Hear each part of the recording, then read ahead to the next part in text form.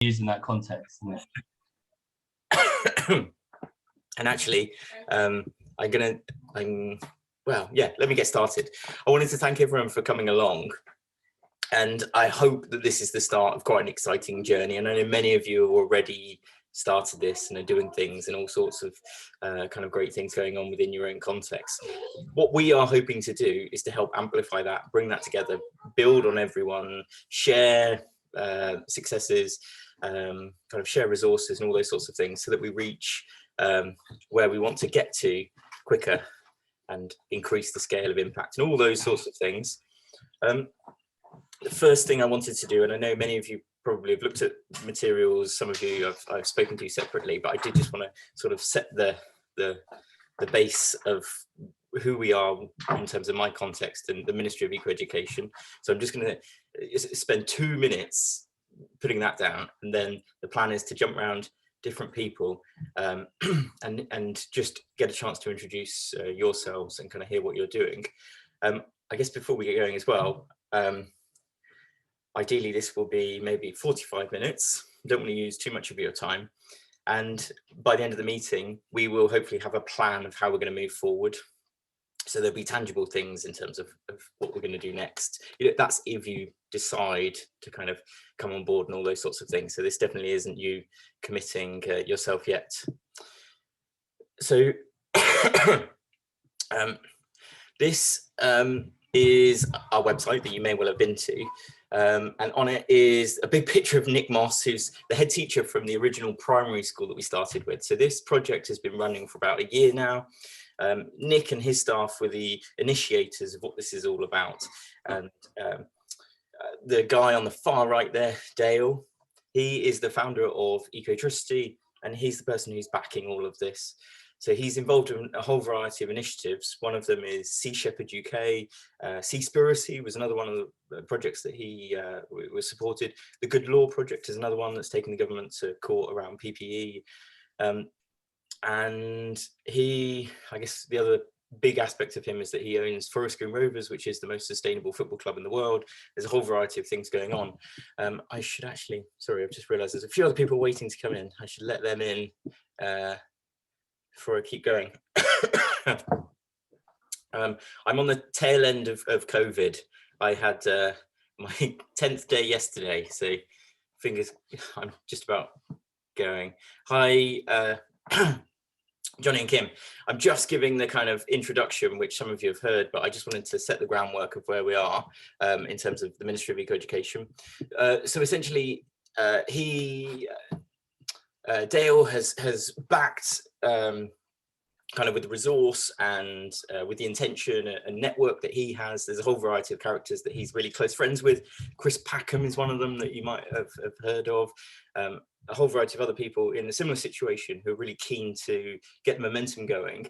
And a lot of this is very much, and I guess I should probably say this in inverted commas, it's in spite of what's happening in terms of central government. So the momentum around this is to work with where we are now, with what we have in terms of resource and the situations we're in, and to really amplify what is possible within our circumstances.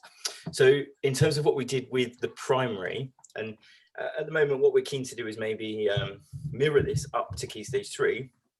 We took the national curriculum and then reframed it around an environmental lens. So we sort of threw it up in the air, chopped it together, and then created these series of lessons that were still teaching the national curriculum, but went above and beyond that, and also taught it in a way that would make far more sense around the climate and nature emergency and all those sorts of things. So at the moment, we've been working with about 15 schools, all at differing stages and contexts, and kind of offering them support kind of in a similar situation as to what we're wanting to do with the Key Stage 3. In terms of the curriculum, we have an academic foundation, but again, schools can pick and choose as much as they want. We just wanted to have a real purpose behind the way that we framed this, and also just so it was sort of easier to construct this. So inquiry is a really key theme. All of the series of lessons have big questions that direct them, and that's something that we're really keen to continue at Key Stage 3. There's adventure, particularly in terms of everyday adventure and the concept of micro-adventure that's embedded within the learning activities and the kind of ethos, I guess, of it all. the way that we frame nature, rather than being a resource to be exploited, instead think of it as something that is we are a part of, and that's very much embedded within the language and the framing of the series of lessons. We call that balance.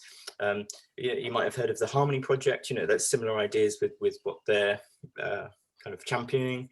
And then we've also got systems thinking, and the way that we see that is very much in the way that both the schemes of work chop together different subjects, so it brings together knowledge in a more cohesive sense, but also in terms of the way that it frames the world and looking at connections around and within the world. I will jump back, and so in terms of also ethos within the project, what we're wanting to do is build on the resources that already exist. And the way that we did that at Key Stage 2, or Key Stage 1 and 2, was basically scoured the internet and created a big database of all of the different materials that I could find. And I've got resources from more than 160 different organizations. And that was a pretty foundational component of then creating these series of lessons. So I basically went to that and pulled them together and used those in order to create the resources. That's a key theme of what we want to do as well, because what we've been doing is building up relationships with lots of other organizations, lots of other charities, and trying to build and bring together, I guess, what they've created. So that's another key theme. And again, something that we're wanting to do at Key Stage 3.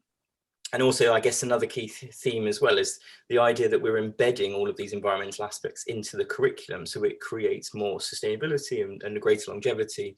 And it's much easier in order to continue these sorts of projects, because you're not relying on one person, which may well be yourselves within your school context. Instead, you are getting more teachers involved and actually more students, and it's part of the learning. So the students do that thing as part of their normal learning, and therefore kind of it's easier for those things to happen, be that achieving some sort of award or something like that. I am pretty sure there'll be some questions, but what I'm keen to do is just jump through now, everyone and where they are. If you just wanted to introduce yourselves and kind of say the context you're in, and maybe at the moment, just maybe one thing that you're particularly proud of. Should we go, Melissa, did you want to start off? I'm kind of looking at my screen. Yeah, sure. Hi, I'm Melissa. I currently work in a city school in Carlisle, which is just close to the border of Scotland. So it's really a rural place, but it's a city. And there isn't any sustainable focus at my school. I trained there last year, and so this is my first proper year as a teacher, if you like. Yeah, but basically I'm trying to create a sustainable focus within the school, which is going to link in with the school trying to foster a sense of community, which hasn't been there for a very long time. So I'm trying to use sustainability and greening the curriculum as a way of ticking that box for the wider SLT and their goals of what they want to achieve. That sounds great. That sounds perfect. And it's all part of what we're really buying into as well. Becky, should we jump to you, Becky? Yeah, hi everyone. I'm Becky. I work in the Acorn School, which is in Nailsworth, kind of right just down the road from Dale Vince's stomping ground, actually. But I'm not one of the schools yet that's involved with the project. I teach English and history, but I've also taught art. So our school isn't mainstream, don't do GCSEs and A-levels. So our curriculum is a little bit different, but I have got PGC, and I try to follow kind of the national curriculum in lots of ways. So I've kind of a couple of things I've done is I've done a sustainability unit with one of my classes, and I've taught a lesson inspired by one of Paul's units, which was kind of crossing over history and English, and it was about who owns the land and trespass and right to roam and the enclosures and things like that. Slightly related. Okay, you had Liz, is it Bonin in as well? Was that around plastics? Yeah, so we did a really big kind of sort of pre-COVID project on plastics and trying to be a plastic-free school. So we had Liz Bonin come in and do a talk, and we've had a few kind of talks and people coming in from various organisations. Yeah. Cool, great. Martin, let's jump to you. Yeah. So I work at an international school in central London. We teach the IB there, and I teach the Environmental Systems and Societies course. I'm sort of a biologist in disguise in that role. And I also have this role in the school, which is just sort of around trying to encourage other teachers to make their lessons kind of reflect the reality of the situation a bit. So yeah, I mean, it's been good kind of seeing some people making some small changes, and I'm kind of constantly trying to balance that sort of, it's great that you're making small changes, and also this kind of like blinding terror of, you know, these changes are so enormously minimal in the grand scheme of things. So this would be a nice way to kind of extend that impact a little bit, I guess. I think we're hoping that you can use us as an excuse to build more momentum within your schools as well. You know, so we've got that clip from Sky News where Dale was interviewed. You know, putting that in front of a head teacher, I think it's got a lot of weight, and then just banding around names and all those sorts of things, I think hopefully can help build momentum within your own context as well as kind of in the bigger project. Martin, the other thing you've done as well is a curriculum map. Is that right? Have you done a bit of curriculum mapping? I don't think I've done a curriculum map so much. I did a thing trying to get people to sort of share where some of the existing resources are that you're kind of talking about, Paul. That was the one. That's what I'm thinking of, yes. Yeah, which is kind of a little bit bare bones, and it would be lovely to have something that comes out of this, which is a kind of collection of, you know, if you're a English teacher or something, then here is a whole set of resources for you. That would be a great thing to kind of collectively work together finding, because, you know, even just purely on a selfish basis, like, you know, if I'm trying to support our English teachers with something like that, then I don't really know the best place to go and look for those kinds of things. So I think this could be really useful, you know, across different schools in that way, couldn't it? In terms of where I think some of the easiest things in terms of initial steps is one of them I was thinking is this database. I was going to show it to you quick because I haven't shared it with you, and that's one thing I'll do after this meeting is, well, sorry, I just find it quickly, of what we're starting to collate, and you know, here it is. What we're wanting to do as well is kind of curate them in a sense as well, because I think that there's in people's minds a quality control element as well, and they're kind of wanting to know that they're good enough and all those sorts of things.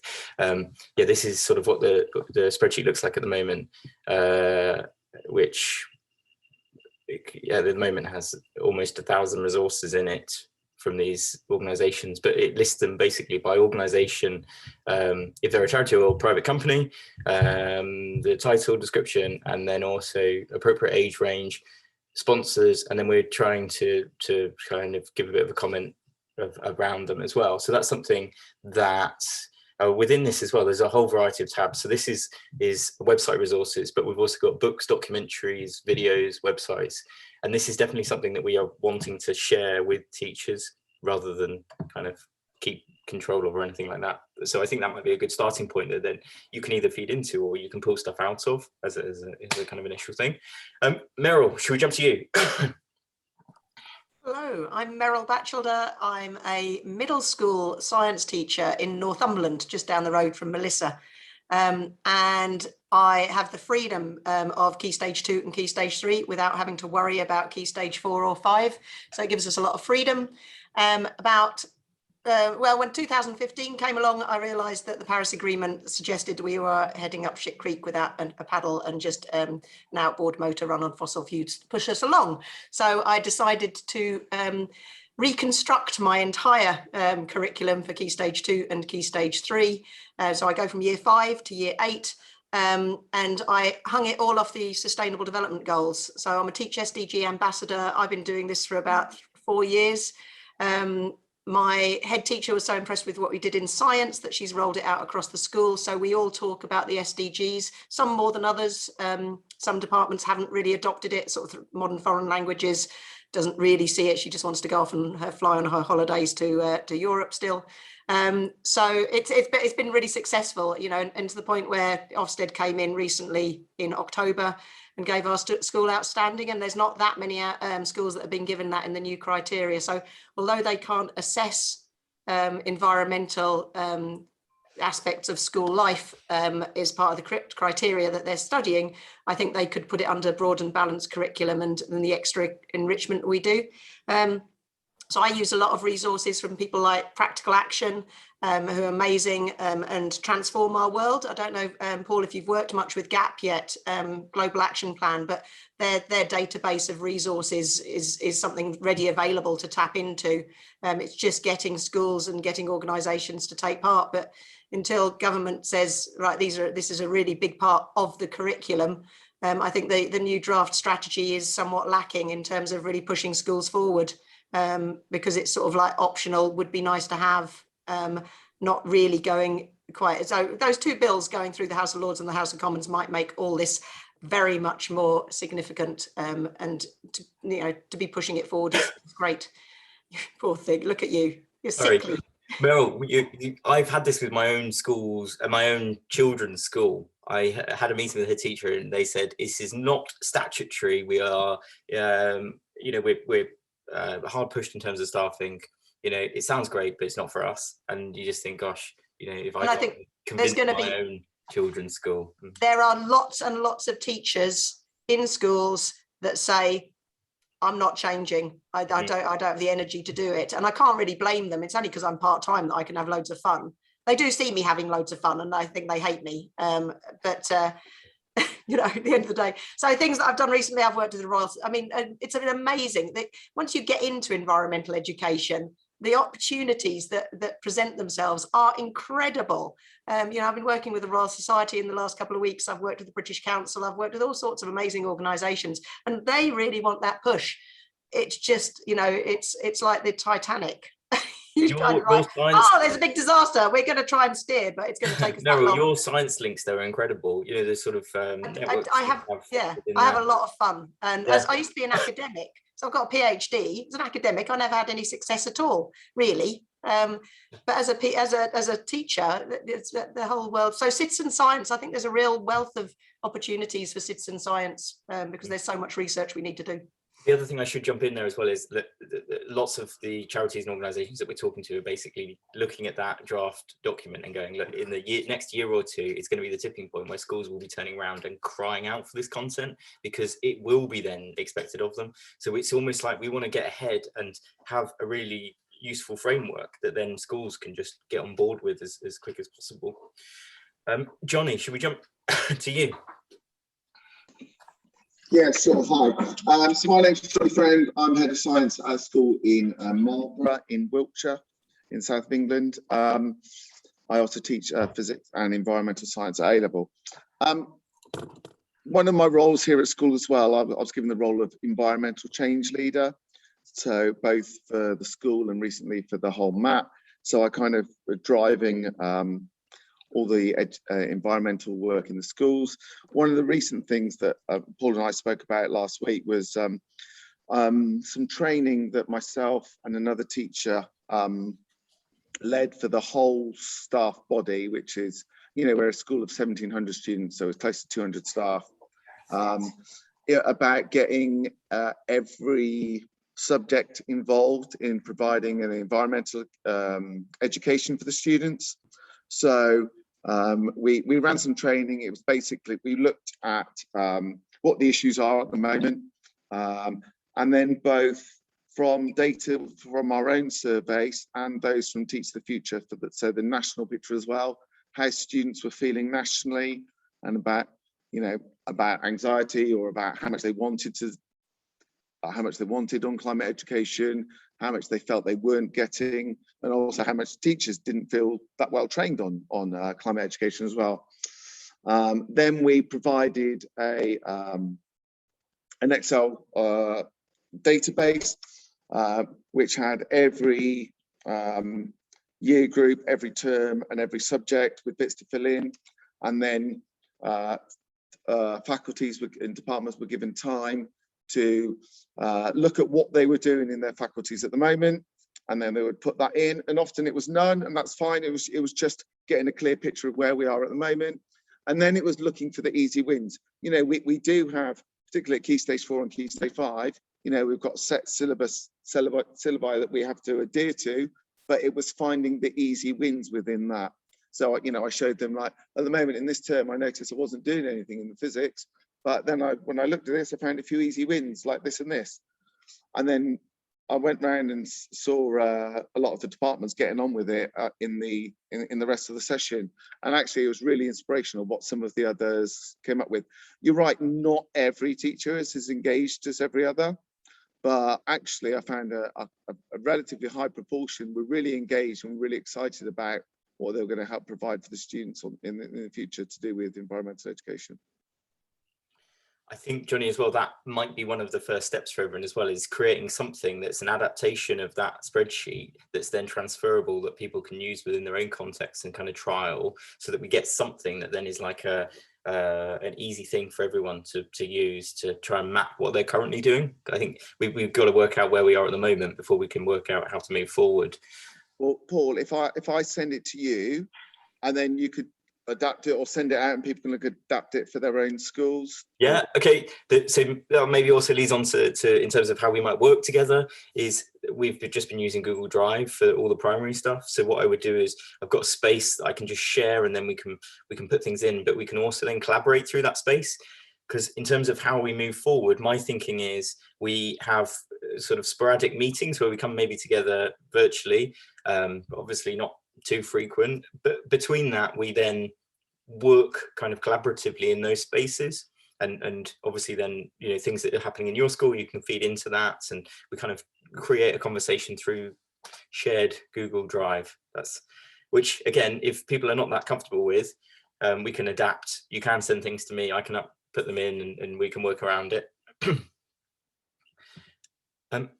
Alex, you said you were going to introduce yourself in the chat. Do you want to throw some things in? Should we go to Phoebe actually whilst you're...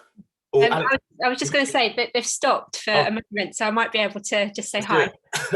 We've got building work going on upstairs, so it's a little bit noisy, but I'm Alex and I teach at South Hampstead High School. I'm a DT teacher. I teach product design and fashion and textiles. So I actually came to sustainability through that. We do a lot of systems thinking already as part of the curriculum. And it's something that I'm trying to build in a lot more. But one of the things I'm trying to drive at South Hampstead is actually doing meaningful things, because the sixth formers recently, well, I say recently, about 2 or 3 years ago, set up a project called Project Zero, and they had some key things that they wanted to happen at the school, but the school kept using it as a PR opportunity, and it just kept rolling out this Project Zero thing, and it didn't really have any meaning. So I kicked up a bit of a fuss about that, and got things going a little bit more, and now we have a sustainability policy, and things are moving a little bit faster now. And the thing I'm happiest about recently was that these sixth formers used the Teach the Future, Teach the Teacher resources, and they did a whole staff inset that was at the start of January, and again that's got things moving a little bit faster. Teachers are more interested, they understand that the students are really passionate about it, and they've started to think about how to embed it into what they're already doing into the curriculum. And I suppose I'm looking for this to maybe kind of build on that, I suppose, because I think most people are really supportive of action around sustainability and climate change, but everyone's so busy that we don't get the momentum that we need. And Martin, I totally agree with you that all these little things that are happening, you're trying to be really positive about it, but at the same time thinking, oh my God, the horror, this is not fast enough. So it's really great to be here, and I hope that we can move even faster as a result of being involved.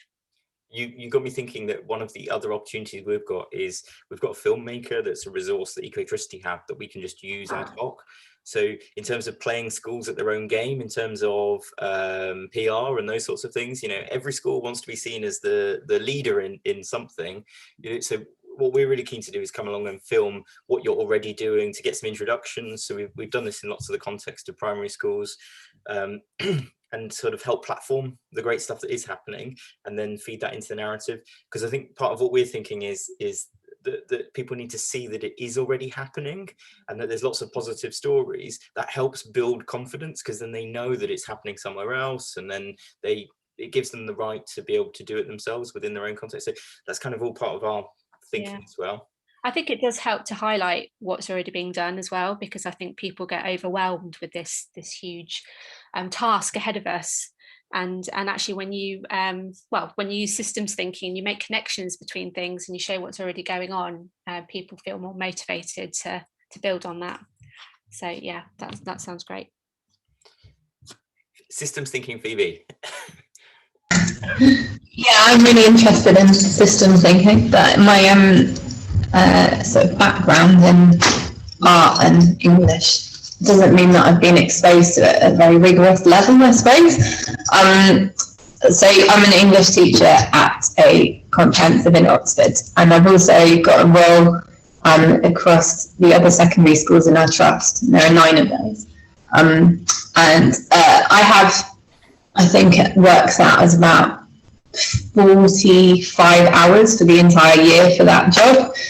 As sustainability lead, I feel actually a bit like I'm an act of greenwashing myself. That's me being a bit cynical, but I do a lot kind of voluntarily in my own time at my school to as part of a working party. And so we've kind of been trying to keep the momentum going, and we're going to be doing an inset session on at the beginning of next term. And Martin, I've been looking at your stuff, which is actually really useful to find on the UKSSN teams, and I have been trying to get the ear of all the head teachers in different schools, and it's really challenging. Even when you've got a kind of named role, they just don't have time. So I found that quite sort of alarming. In my school, I've done a curriculum review. I've interviewed all the heads of faculty, and then I've got the kind of curriculum map with every subject and every topic and every year group. And then I've kind of added in columns across curricular opportunities. So I've kind of been looking at that cross-curricular way of doing things, but I also think it's really important to find a way of, as you say, reframing the approach to the curriculum. So I'm at the moment, I think first of all, we sort of need to have a shared understanding, and then I've been thinking about the shared language that I want to try and get staff using, and whether that's kind of talking about the rest of nature, or whether it's talking about even just our planet rather than the planet. So shifts like that I'm kind of trying to gather. And then also looking at cross-curricular teaching, but also for the systems thinking bit, how do you build in that cross-curricular, that critical thinking element? And so I'm trying to come up with a kind of way of doing this. I noticed actually my daughter does IB. She's in year 13, and I noticed on the knowledge organisers they had bits that said international mindedness along the side, and then another bit about links to theory of knowledge. So I don't know, IB teachers, if that's something that's built into that, which is obviously quite a holistic curriculum already. And that I was sort of, I've been making lessons, sorry, I'm going on a bit, but I've been making tutor lessons about living systems and putting the students back into them. So like, where does their water come from? Where does their poo go? Where does their food waste go? And so the kind of central question is, where do I fit in? And that's kind of a bit of a systems thinking thing. That's enough for me. That all sounds amazing. I think that if we could take anything, from what you're doing, that would be great. Definitely lots to think on from there. That got me thinking though as well about this idea that I know that this is a time added onto your school day, but what we don't want this to feel like is this is more commitment and more, you know, we want to I've got time committed to this as well. I can hopefully then kind of be a resource for you to use. You know, if you ask me to do things, I'll do them in that sense, and I can create things and help kind of save you time. But that's also part of the message for the schools as well, is to say, look, this isn't an add-on. This isn't saying, okay, you're going to do everything you're doing and more. This is reframing. So it's teaching through an environmental lens, but still doing like English, math, science, but you're teaching them in a slightly different way and just shifting people's thinking in that sense. I think it's often a hard message to convey, because people often choose to just ignore that and always feel that it's something new and an add-on. Kim, do you want to introduce yourself? Yeah, sure. Hi. So I work in Oxford in an outdoor setting, so not in school. So I've been trying to find sort of time within busy school schedules to try and sort of see where educators such as me can help what you guys are doing. So we've got kids coming to the woodland where I work for a mix of kind of field work, enrichment, and kind of greener careers workshops with local companies, which I'm finding are the things that schools are kind of interested in doing. And then I can sort of fit in the climate change learning around things that are kind of proper school things, if you like. So that's my kind of Trojan horse.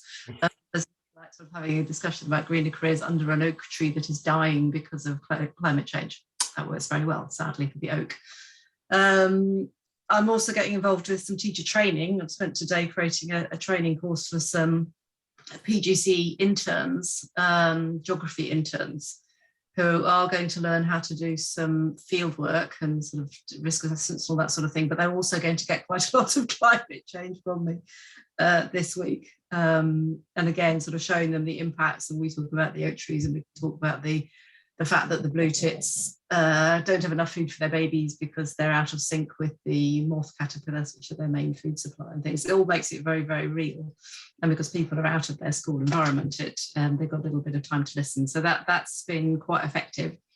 I'm also sort of trying to target associate teachers within the SCIT locally, where I'm a governor, and also go beyond the biology and geography teachers to we do quite a lot on literature and poetry and things, so we're trying to get into this more art side with the teachers as well. So we're doing sort of some sort of teacher enrichment activities as well as just fieldwork training. Yeah, the other thing is that as a governor of the SCIT, I'm trying to sort of build on a meeting that the Oxfordshire governors had on sustainability last year, which has gone a bit dead, to try and sort of, because there was an awful lot of interest amongst the governors on that call, obviously because it was a sustainability call, but there were a lot of them and they were very interested, and they were from local companies and things who were also sort of looking at this. So I thought there was a really good opportunity there, and I'm trying to sort of pick that up again and get the governors to kind of support the schools and ask questions, and so sort of come at it from that direction as well. So I'm not really a sort of core curriculum person like you guys, but hopefully I'm doing something helpful around the edges. Yeah, I think you're going to be a really valuable member of part of this as well, Kim, to have someone from that perspective as well, because I think, you know, in terms of the work that you're doing in the woods there, that it sounds really, really good. The governors element as well is an interesting one. We as part of the journey with the primary, we've been working out key stakeholders and how to kind of bring them on board as well. So we've been sort of tailoring the way that we present things. So we've been working with the National Governors Association to put together a package for governors that sort of explains what we're about and to communicate it. But it's been the same with parents as well.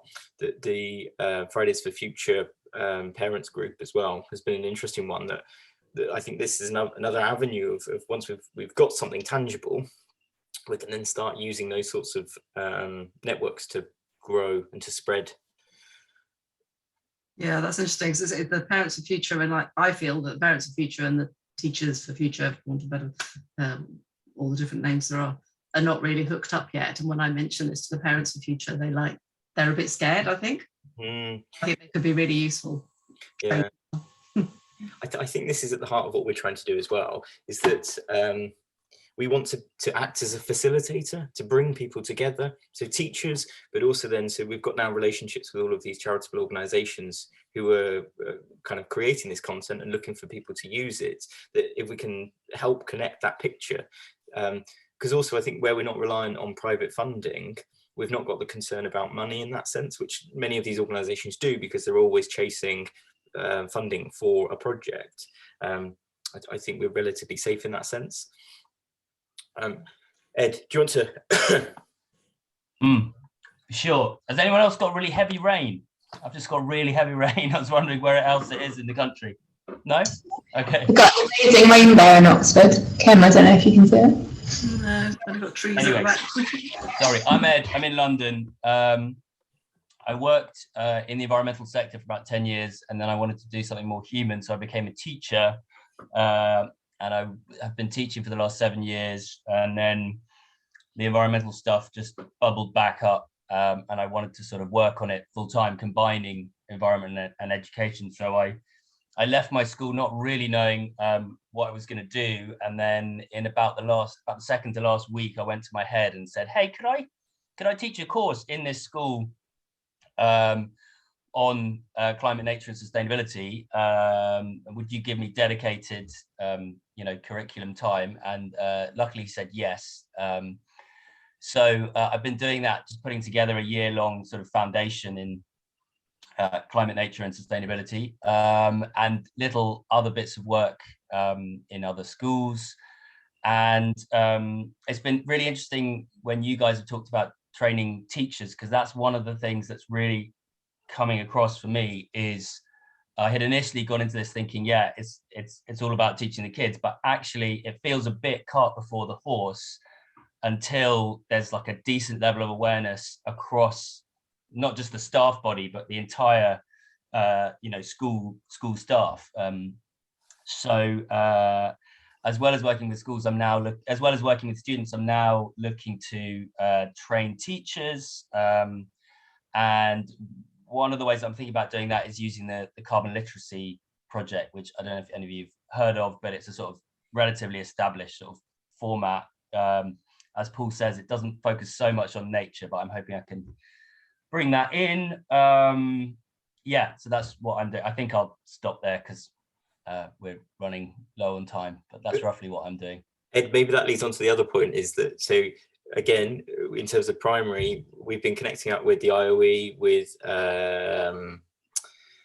other universities, UE and it might be Birmingham direction, I think, but initial teacher trainers who are really interested in the project and are saying, look, we want to create something. So maybe what we can do is help connect you with some people as well who are then looking for those opportunities within their own teacher trainers. You know, the same with what you were saying, Kim, is the more that we can kind of bring people together in that sense, that have got an aim of wanting to help construct something that helps teachers to train teachers in that sense. And then we can feed that into the program, and then we can make sure that all schools kind of engage in that as well. Sounds good. What I was going to do quickly now as well then is show you a bit more of what the Key Stage 2 materials look like, just so you have an understanding of kind of what we've done for them. Again, it doesn't mean that we have to do the same for Key Stage 3, but it might be a starting point. So let me go here. So what we've done is we've broken it up into like a series of processes, like steps, sorry, of a process. So there's like a 5-step journey that schools come on. And the first step is surveying the school community, involving all the stakeholders. So we've got a variety of surveys, one for staff, one that is for everyone within the school community, so parents, governors, students, measuring their nature connection. And then we've got some questions for students. And so it might be that we create something similar for secondary schools. The second stage is then the school looking at their current curriculum and mapping their curriculum. So again, you know, maybe we could make something that's more appropriate for Key Stage 3, but then also we've got resources for them to map their school site and look at what they have within their own context, equally to look just beyond it. So what areas outside of the school, within close proximity, within the local community, could they use as an asset? We've also then got other kind of resources for teachers. So maybe that's something I can share, and then you can have a look yourselves and think how we might translate that. This is then, I guess at the core is this. I'll give it a second to load. This is then a list of all the different topics, and each of these is framed around an inquiry question, and that's the heart of what we're creating. Is that's the sort of Dale's vision, is the idea that there's these questions that guide everything. So for Key Stage 2, there's one called, is carbon a magic ingredient? What does it take to make a cup of tea? And exploring the kind of holistic journey, supply chains, energy, the people along the journey. Another key aspect of what we've been creating as well is the idea that there's real world outcomes. So the students produce something that has an audience beyond the teacher, beyond the classroom. So things like creating a short film that's then a resource for anyone on the internet, or creating a podcast, or having a public speaking competition, or managing a green space, or organising a festival based around the lost words and the Robert McFarlane materials. Writing a letter to a politician, that was one that was in the news recently, wasn't it? So what I have got is a few of these we've from conversations started feeding in Key Stage 3 question ideas, and what we were thinking is possibly the Key Stage 3 element, because the students are that bit older, provides the opportunity for a bit more of a philosophical, broader discussion and debate, but also for it to be a bit more kind of real world action focused as well, because they are actors within society even more than primary school children. So there's the potential for that, maybe. But again, what I'll do then is I'll make sure I share this with you so you can have a look and see some of these. In terms of moving forward, I mean, has anyone got any questions at the moment, or ideas, or any thoughts? Can I ask a question? Yeah. So I'm interested in, when you do the surveying the school community, I'm sort of curious how you pitch that to a body of staff and how they respond to it, and whether they think it's a funny idea. Because I think there are people who sort of, well, actually most of my colleagues probably can't tell beech from an oak, and a great tip from a bit, like that's just, and it's almost like a joke, like they just, why would you know that? Yeah, they say, I mean, that's also then part of this, isn't it? We've said this, bringing along the teachers as this is also a learning opportunity for them, and framing it in that way. So it's almost like, what skills do you want to develop? I was going to show you, I won't show it now, but I'll share it with you. The questions of the survey, things like, have you read a book that you think would be a really good one to inspire an environmental curriculum? Who, in terms of change makers, what people do you think young people should be exposed to? It's about like canvassing their more general knowledge, and then also their kind of confidence around these things, to gauge a baseline of, well, actually, can we just give these resources to the staff and they'll be fine? Or do we need to do other things in advance? I guess that's part of what we're doing.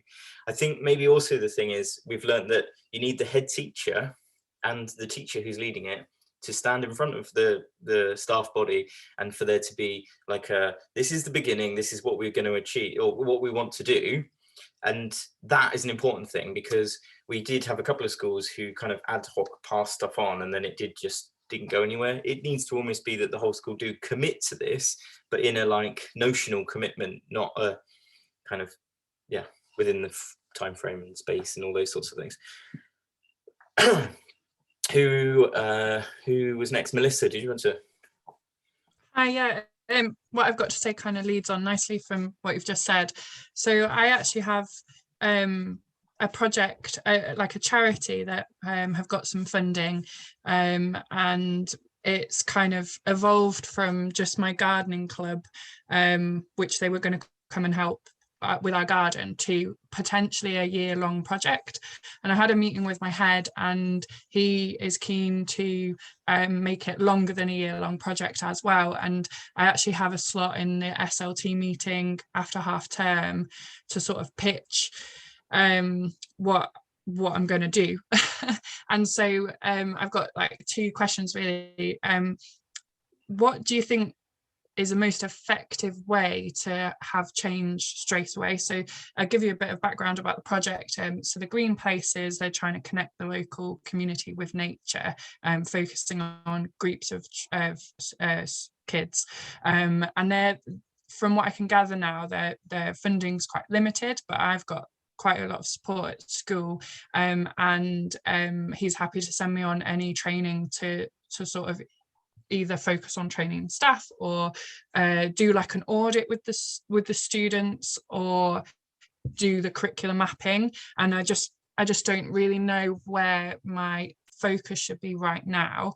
And then my second question is going on from the surveying, because the charity will have to focus on quite small groups. I'm going to focus on the now year 7s and then they'll go into year 8.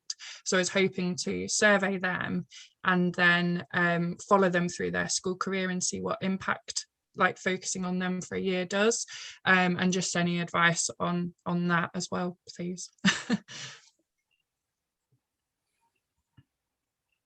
What ideas do other people have in terms of responding to that?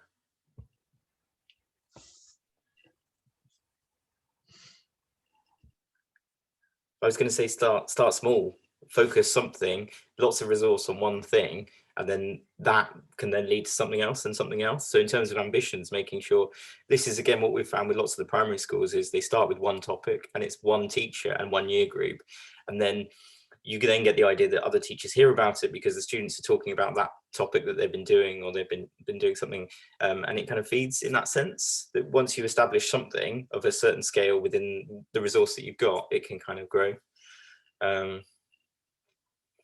Yeah, I've kind of done that. So I've just created a recycling point in school. So that was my something small, and we're going to create a greenhouse out of water bottles. Yeah. So that's like the tiny, but now it's kind of growing exponentially, and I need to keep it controlled, like you say, and start small and not overstretch myself so that it doesn't end up being nothing. The thing I would say as well is, well, let's make sure that that is also embedded within the curriculum, so that there are lessons where they're exploring more about recycling, or they're helping manage that space, so there's something going on, so that it's not then your responsibility outside of lessons to then look after that. That's I guess what we're trying to say as well. Yeah, that's it. Can I just ask whether you have like a sort of you know, an ally, a friend in the school, because I have found that if it's not all about you and you're pushing it, but that it's a kind of a bit of a distributed thing, then that's really helpful in just in terms of it getting better embedded, because it's less reliant on your shaft, but also it's just somebody else that you can kind of go and talk to and have ideas together with and stuff. I don't know. Yeah, there's a geography teacher. We run a climate crew / gardening club together at the moment. So she's kind of probably that person, although she doesn't, it's kind of my energy like forcing it forward, but that's fine. And yeah, so yeah, I kind of have that, and then the head is really wanting to get behind it as well, so that's good. That sounds really good, because that was one of the things I was going to say, is to make sure that this has got momentum within your schools. What we're willing to do as soon as possible is to meet your head teachers and to have a conversation. So there's 2 trustees who are kind of involved in the project, and they would be great people to give real gravitas to this, for the head teacher to meet, even if it were just a, you know, I understand head teachers are really busy in terms of time, if it was just a 5-minute hello, that kind of thing. Meryl, you had your hand up. I know you've got your new head teacher. Was it April or? So I get Melissa. I have to say sometimes it does end up as mainly me in mine. You know, and it is a bit of a fight against the you know, you just think, well, it's what I need to do for my sanity. I was about to say I started a school garden about 6 years ago. We've got we get parent helpers in quite a bit. If you put out a little bit of a call, you know, if you do it on a particular afternoon, like a Friday afternoon, you might well get some parental support, but also the local like RHS in Bloom, there'll be a Carlisle in Bloom team, and they can provide seedlings, they can provide old equipment that they might have, or the local allotment people. It's really worth casting your net outside the school walls, because there could be a load of help available. You just need to go out and so we got free polytunnels from local university. We've had extra it's been amazing, really, but then it still comes back to me to try and coordinate it. So yeah, there's so much delegating you can do, but as a newly qualified teacher, don't spread yourself too thin. Concentrate on your own mental health and things as well. Yeah, thank you. Sounded like really good advice. So with 5 minutes left, I wanted to go through like action points of, let's make sure we've left thinking there's one tangible thing I'm going to do. I'm going to share with you a bunch of links to lots of stuff and a space that maybe you might want to drop things into that we can then share and see, and kind of things that you've got going on. The other thing I'm really keen for you to do is to feed in possible questions. So ideas of things that you think this would be a great topic or kind of question for students to explore. This has kind of led me also to there's an elephant in the room, in the sense that the way that we envisage this happening at Key Stage 3 is maybe through cross-curricular teaching. So the idea is there's a question that different subjects are engaging with at the same time, because I think we're thinking that's the way that you push this beyond the subject silos. It gets really tricky. I mean, it's easier in a way if you've not got GCSEs and things, but so many secondary schools just start pushing towards the GCSEs really early on. Even the DFE have said we really need to keep Key Stage 3 separate, but many schools are that fixated, it just gives us an extra couple of years to get the curriculum in for exams, and then it's the timing. I worked really well with the geography department, but if somebody said to me, let's do something cross-curricular with English, sometimes it's like pulling teeth. It's like, no, they've got their own focus. Well, let's do easy wins. So it might be that you end up doing something with geography. It could only be 2 subjects to start with. That's something, isn't it? Or doing debates in science, and using, promoting their English and telling the English team how wonderful I am, because I do all the extra. I think that's where when we've spoken, we think that this needs to be pushed. It's the easy one at primary because that's just naturally how they teach, but that's also how we need to be teaching further on as well, is to have subject specialists, but we need to bring them together so that the students see the thinking. I was going to go round the room quickly, and just one thing that you were going to do off the back of here now. It could even just be a question that you're like, I don't know, there's something I need to ask. Ed, I'll start with you. Can you come back to me? Okay, sure. Martin. Nothing's, yeah. So me and Melissa are going to meet up because we're in the north of England, and so she's going to come and visit me, and we're going to talk about environmental education in our schools and in our settings, and I'll try and give her some of my pointers, and I'll try and get some of her young enthusiasm bottled and keep it.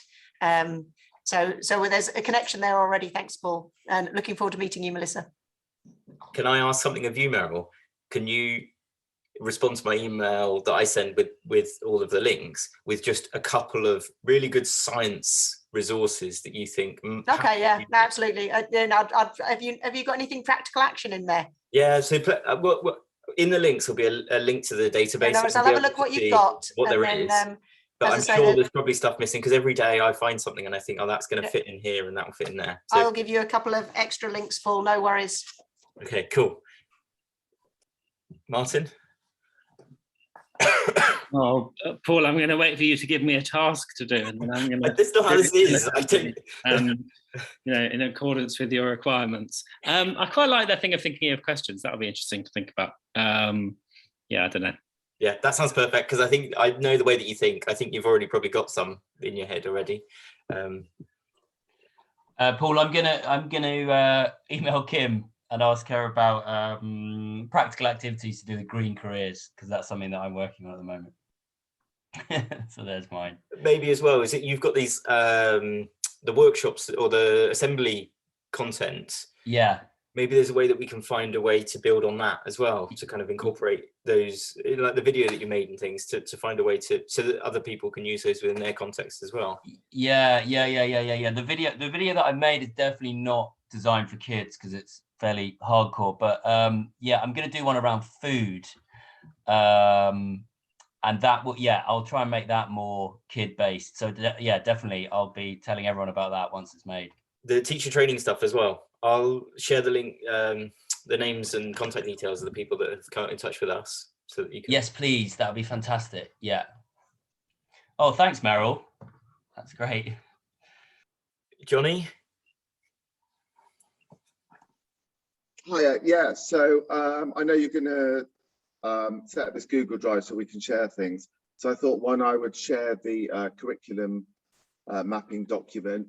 I can share both a blank one, and then if I share the one that's already been populated, it's not fully populated yet, but it's about 3/4 populated, so I can share that. That might give some people ideas as well.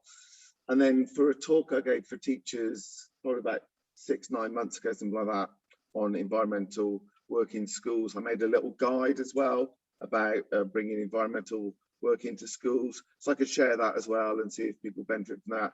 And I would also love people to comment, and you know, it's nowhere near exhaustive, and I'd love to hear some ideas back on it as well. You've reminded me of another key theme of this whole project is collaborative, in the sense of like feedback, you know, kind of sharing ideas. That the way that we've shared the primary resources, we wanted teachers to feed in and kind of add their own ideas. You know, it's not a finished product in that sense. So working collaboratively, really important theme. Alex. So I've been trying to map the curriculum just in terms of content, I guess context as well, using the Sustainable Development Goals.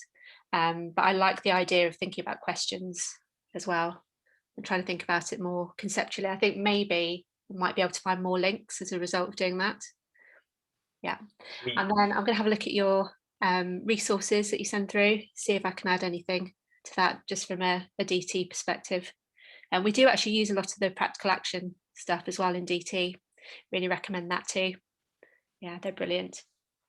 With primary schools, we had this interesting conversation where there was one primary school that wanted knowledge organisers, and they wanted to be able to say, give teachers and students, this is the knowledge you need to know.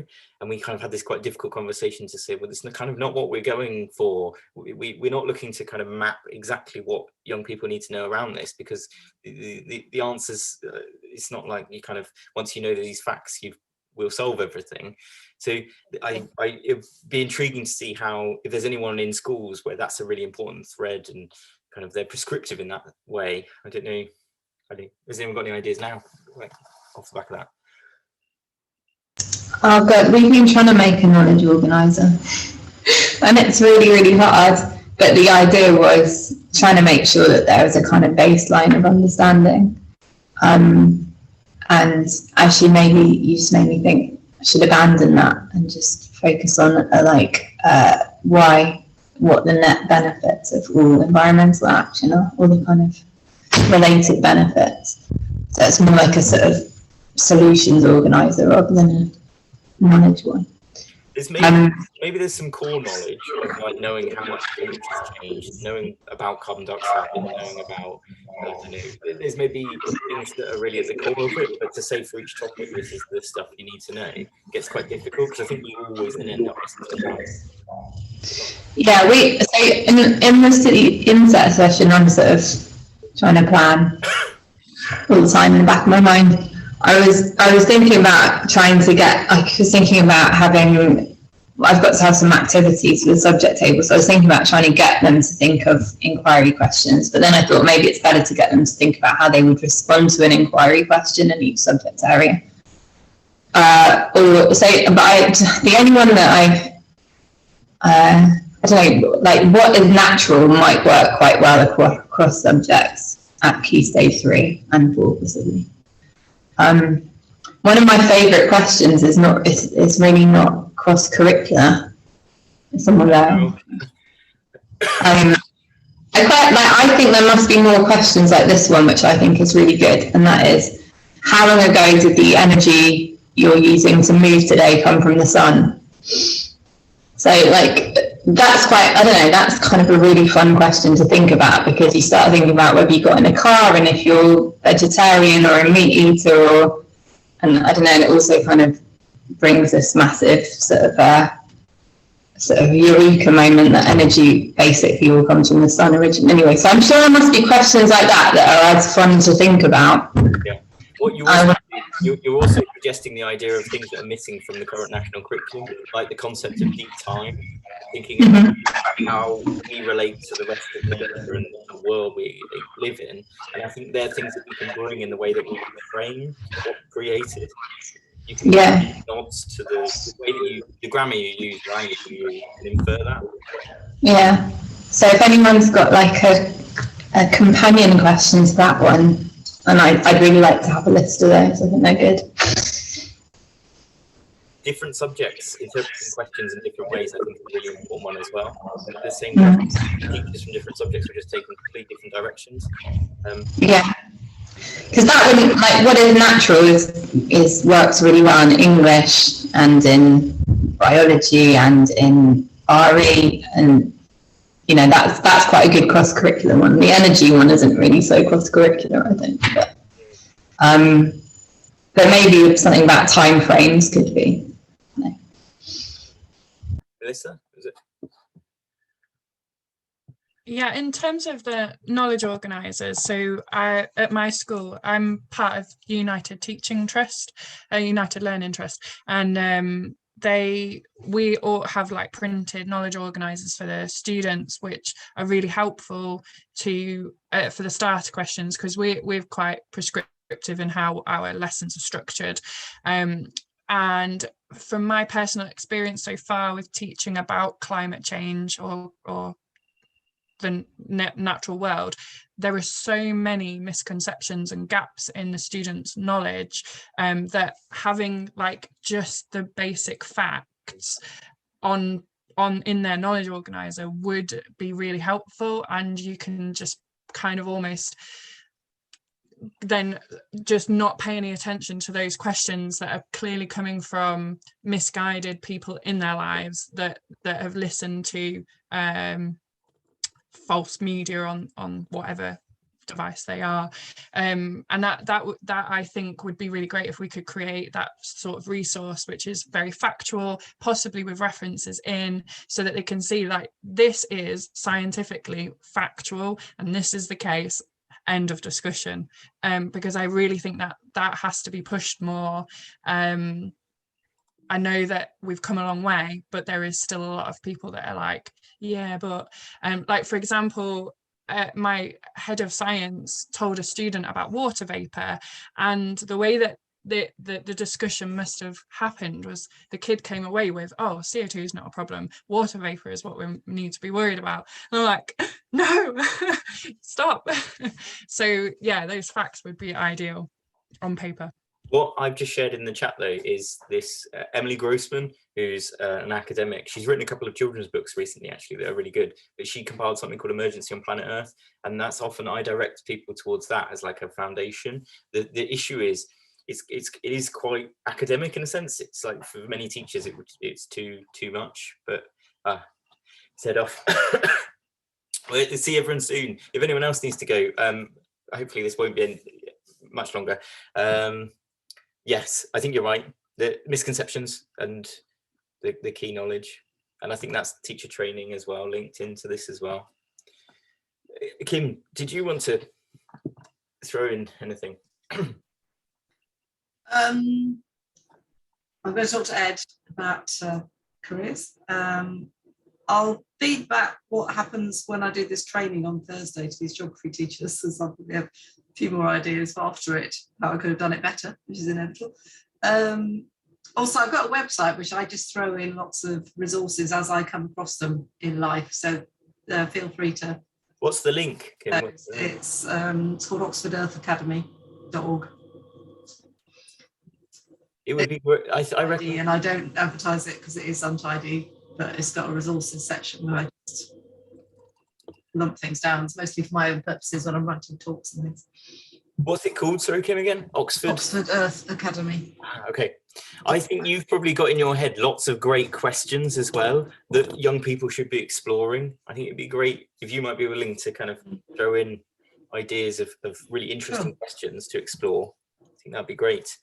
I was also thinking that I know that there's some people at the university who are wanting to create some climate resources for schools.